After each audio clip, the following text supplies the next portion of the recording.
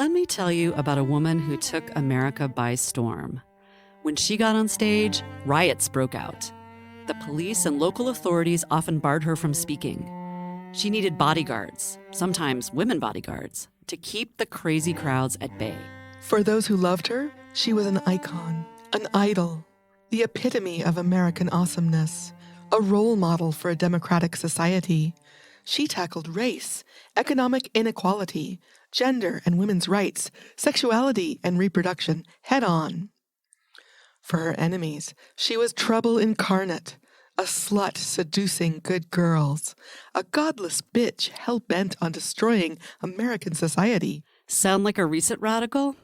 Wrong. This woman did all this decades before the American Civil War.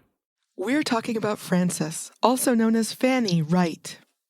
Her name might be new to you, but she was a sign of America's coming of age, our country's attempt to deal with foundational problems with American democracy. And we all need to know her better to grasp where we are as a country right now. Like thousands of her contemporaries and followers, the poet Walt Whitman stanned her.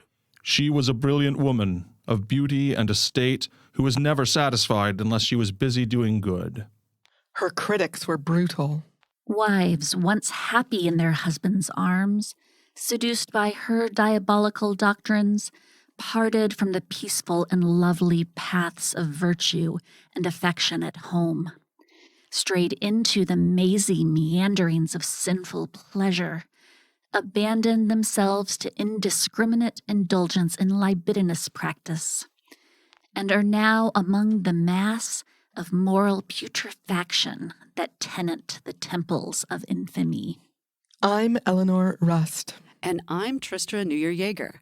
We're historians who love America's overlooked firebrands. Join us as we explore the life and times of a forgotten American radical on a new documentary podcast series, out June 2024, featuring scholars, history researchers, and the words of her friends and enemies. We'll paint a portrait of Frances Wright and of an America you never learned about in history class. From Fanny's groundbreaking speech on the 4th of July in 1828.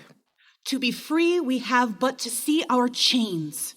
Are we disappointed? Are we sometimes angry because the crowd, or any part of the crowd around us, bows submissively to mischievous uses or unjust laws? Let us remember that they do so in ignorance of their mischief and injustice, and that when they see these, as in the course of man's progressive state, they must see them. These and other evils will be corrected.